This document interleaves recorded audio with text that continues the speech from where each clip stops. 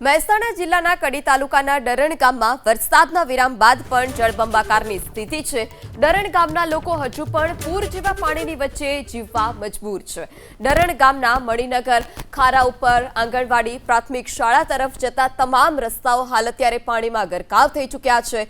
રસ્તાઓ પર જાણે નદીઓ વહેતી હોય તેવી સ્થિતિ સર્જાઈ, જેને કારણે સ્થાનિક લોકોને અવરજવરમાં ભારે હાલાકીનો સામનો કરવો પડી રહ્યો છે।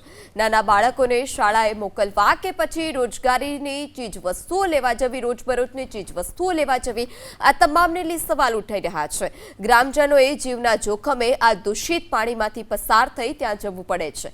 એબીપી અસ્મિતાની ટીમ પણ ટ્રેક્ટર દ્વારા પાણીની વચ્ચે આ વિસ્તારમાં પહોંચી અને અહીંયાના લોકોની વ્યથા જાણી। આરોપ છે કે 10 વર્ષથી આ વિસ્તારમાં વરસાદી પાણીના નિકાલની કોઈ પણ કાયમી વ્યવસ્થા કરવામાં નથી આવી। દર વર્ષે ચોમાસામાં અહીંયા આ જ પ્રકારની સ્થિતિનું નિર્માણ થાય છે।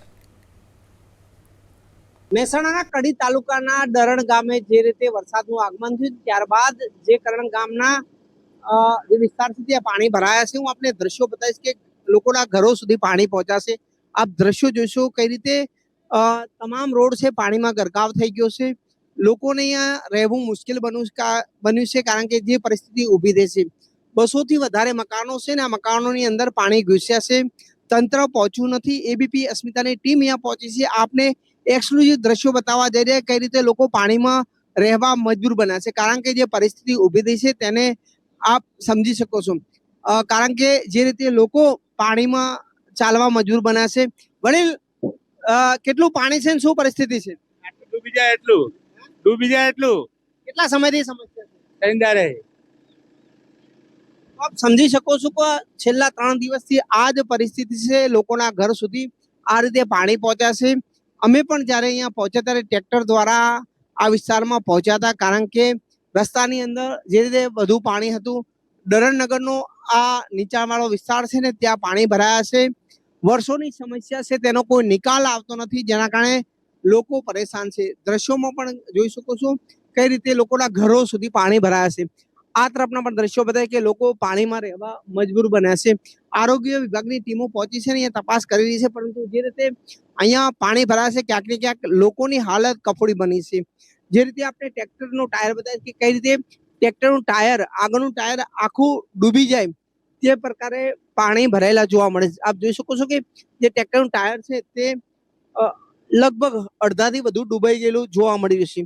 આ જ રીતે ડરણનગરનો જે વિસ્તાર છે તે પાણીમાં ગરકાવ થયો છે। છેલ્લા 2 દિવસથી જે રીતે વરસાદનું આગમન થયું ને વરસાદના આગમન બાદ લોકોના ઘરોની અંદર પાણી ઘૂસ્યા છે। તંત્ર હજુ પહોંચ્યું નથી કારણ કે આપને જ્યાં પણ નજર પહોંચશે ત્યાં આ જ રીતે પરિસ્થિતિ જોવા મળશે।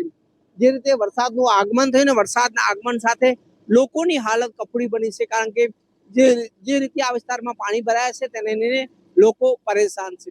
અરુણ નાગોરી, એબીપી અસ્મિતા, મહેસાણા જિલ્લાના કડી તાલુકાની અંદર જે રીતે વરસાદ વરસ્યો ને ત્યારબાદ કેટલાક ગામોની અંદર પાણી ભરાયા છે। હું આપને આ દ્રશ્યો બતાવવા જઈ રહ્યો છું। કડી તાલુકાનું ડરણ ગામના આ દ્રશ્યો છે કે ડરણ ગામના કેટલાક વિસ્તારોની અંદર પાણી ભરાયા છે। આપ દ્રશ્યો જોઈ શકો છો। અહીંયા અલગ અલગ વિસ્તાર આપને હું બતાવીશ કે ટ્રેક્ટર દ્વારા હું અંદર લઈ જઈને બતાવીશ કે કઈ રીતે પાણી ભરાયા છે। આપ દ્રશ્યો જોઈશું। સામે જે ખારા વિસ્તાર છે ત્યાં જે લોકો રહે છે તેમના મકાનો પાણીમાં છે। આપ સામે દ્રશ્યો જોઈ શકો છો। સાથે અહીંયા હું આપને બતાવીશ કે જે સ્કૂલ આવેલી છે ને બાળ મંદિર આવેલી છે તેમાં પણ પાણી ભરાયેલા જોવા મળે છે।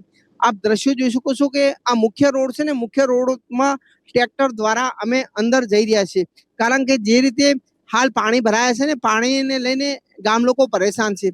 આ ગામની જે બાલવાટિકા છે તેના દ્રશ્યો છે આપ જોઈ શકો છો। ત્યાં પણ પાણી ભરાયા છે। બાળકો કઈ રીતે અંદર જાય તે એક સવાલ છે। સાથે સામે સ્કૂલ આવેલી છે તેના દરવાજા સુધી પાણી ભરાયા છે। આ તરફના આપ દ્રશ્યો જોઈશું કઈ રીતે પાણી ભરાયા છે કારણ કે જે રીતે વરસાદનું આગમન થયું ને વરસાદના આગમન સાથે મુખ્ય રસ્તા ઉપર પાણી ભરાયા છે, જેના કારણે લોકો પરેશાન છે।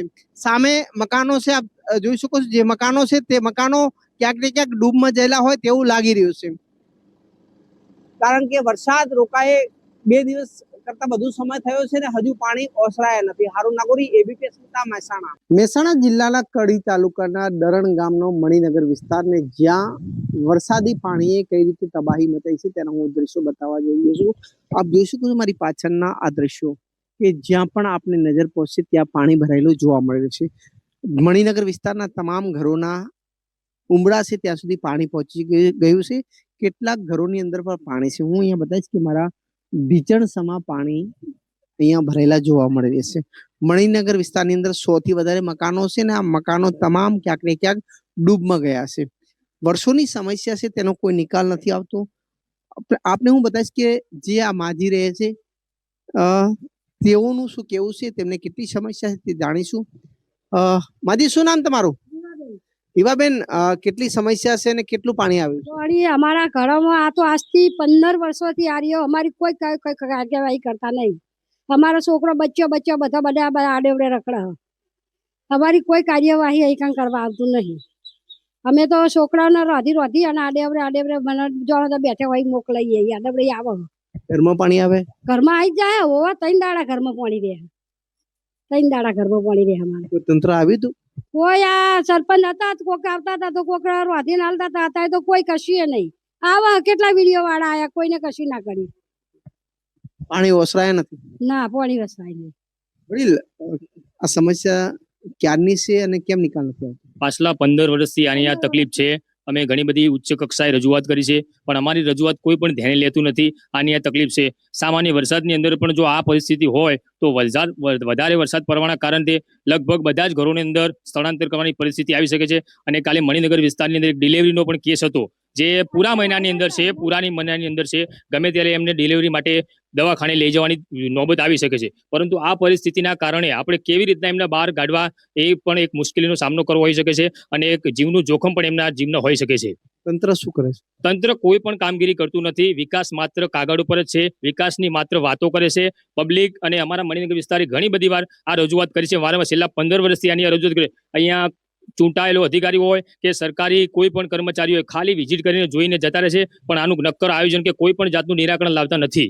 પાણી ભરાયનું કારણ શું છે? પાણી ભરાયાનું કારણ કે મોસ્ટ ઓફ આગળની રોકાણ થઈ ગયું છે. એને યોગ્ય સફાઈ નહીં કરવાના કારણે અને કોઈ પણ જાતનું એનું જે વચ્ચે જે નડતરૂપ હોય, ઝાડ હોય કે ગમે તે હોય, એનું સ્વચ્છતા નહીં કરવાના કારણે આ પોઝિશન આવી છે. હું ફરી એકવાર આ તરફના દ્રશ્યો બતાવીશ કે જ્યાં ઘરની પાસે જે સામાન છે તે પણ ક્યાંક ને ક્યાંક પાણીમાં છે. જે રીતે મોટી સંખ્યાની અંદર અહીંયા લોકો રહે છે, ઘરના બહાર નીકળતા ઢીચણસમાં પાણીની અંદર લોકોને અવર જવર કરવું પડે છે, કારણ કે જે પરિસ્થિતિ ઊભી છે. આપ દ્રશ્યો પણ જોઈ શકો છો. અહીંયા સામે પણ બહેન છે, તે જોઈ શકો છો કેટલું પાણી, કારણ કે તેમને ઘરની બહાર કઈ રીતે નીકળવું તો એક સવાલ છે. જે રીતે દરણ ગામનો મણિનગર વિસ્તાર છે ને, આ મણિનગર વિસ્તારની અંદર આ જ પરિસ્થિતિની અંદર લોકો વર્ષોથી જીવી રહ્યા છે, કારણ કે જે પરિસ્થિતિ ઊભી થઈ છે ક્યાંક ને ક્યાંક સ્થાનિકો પરેશાન છે. તંત્ર દ્વારા કોઈ ધ્યાન આપવામાં આવતું નથી, જેના કારણે લોકોની હાલત કફોડી બની છે. હારૂન નગોરી, એબીપી અસ્મિતા, મહેસાણા જિલ્લાના કડી તાલુકાના દરણ ગામની અંદર જે રીતે વરસાદનું આગમન થયું ને, વરસાદના આગમન સાથે કેટલાક વિસ્તારમાં પાણી ભરાયા છે. હું આપને આ દ્રશ્યો બતાવવા જઈ રહ્યો છું. કડીના દરણ નગર વિસ્તાર છે ને, આ વિસ્તારની અંદર જે રીતે ક્યાંક કમરસામાં તો ક્યાંક ઢીચરસામાં પાણી ભરાયા છે. આપને હું ગામમાં જે મહોલ્લો છે તે તરફ જવાનો આ મુખ્ય રસ્તો છે, અને મુખ્ય રસ્તે આપ જોઈ શકો છો કે અહીંયા કમરસામાં પાણી ભરાયા છે. અમે ટ્રેક્ટર દ્વારા અંદર જઈ રહ્યા છે, ત્યારે સામે જે પણ ખેડૂતોના ટ્રેક્ટરની ટ્રોલી હોય કે અન્ય વસ્તુ હોય તે ક્યાંક ને ક્યાંક પાણીમાં ડૂબેલો હોય તેવું લાગી રહ્યું છે. આપણે હું ટ્રેક્ટરનું ટાયર બતાવીશ કે કેટલું ટાયર અંદર ડૂબેલું છે. આગળનું તમામ ટાયર છે તે પાણીમાં ગરકાવ છે, કારણ કે જે રીતે વરસાદનું આગમન થયું ને વરસાદના આગમન સાથે પાણી ભરાયા છે. આપ સમજી શકો, જે લોકો છે તે પાણીમાં ચાલવા મજબૂર બનાશે. લોકો આગળ ચાલીને ટ્રેક્ટરને રસ્તો બતાવે છે, કારણ કે રોડ તો છે પણ તે પણ પાણીમાં ગરકાવ છે. આ તરફના હું દ્રશ્યો બતાવી કે અહીંયા ટ્રેક્ટરની ટ્રોલી પડેલી જોવા મળી રહી છે, તે પણ ટ્રોલી પાણીમાં ગરકાવ છે. આપ આ દ્રશ્યો જોઈ શકો છો. જે રીતે લોકો પાણીમાં ચાલવા મજબૂર બને છે, કારણ કે પોતાના ઘરે જવું છે પરંતુ ત્યાં પણ પાણી ભરાયા છે, જેને લઈને લોકોની હાલત કફોડી બની છે. સામે વૃદ્ધ માજી આવી રહ્યા છે, તેમને હાથ પકડીને લાવવામાં આવી રહ્યા છે, કારણ કે જે રીતે પાણી ભરાય છે. આપ દ્રશ્યો જોઈ શકો છો કે પોતાના રહેણાંક મકાનમાંથી બહાર રોડ ઉપર આવે ને તરત પાણી ભરેલા જોવા મળે. આ પરિસ્થિતિ જોવા મળે છે. તમામ ઘરોની અંદર આ જ રીતે પાણી પહોંચ્યા છે. વરસાદ રોકાય 2 દિવસ કરતા વધુ સમય વીત્યો છે, પરંતુ ક્યાંક ને ક્યાંક પાણી ઓસરાયા નથી, જેના કારણે લોકોની હાલત કફોડી બની છે. જે રીતે વરસાદનું આગમન થયું ને વરસાદના આગમન સાથે ગામડાની અંદર પાણીનો જે નિકાલ થવો જોઈએ તે થતો નથી, જેના કારણે લોકો પરેશાન છે. સામે લોકો ચાલતા આવી રહ્યા છે, કારણ કે તેમને ઘરથી બહાર નીકળતાની સાથે જ પાણીમાં ચાલવું પડે છે. અહીંયા સ્થાનિકો છે તેમનાથી પણ વાત કરીશું, કારણ કે શું પરિસ્થિતિ છે તેમની, કેટલા સમયથી આ સમસ્યા છે અને કેમ નિકાલ નથી આવતો. માજી માજી કેટલા સમયથી આ સમસ્યા છે, કેમ નિકાલ નથી આવતો, શું કહેશો? 15 વર્ષથી આ બાજુ આવો. 15 વર્ષથી પાણીમાં ને પાણીમાં રહીએ, ખાવા પીવાનું કઈ ના મળે. અમારે ખાવું શું, દિવાળી કેસ આવે તો દવાખાને કેવી રીતે લઈ જવા અમારે?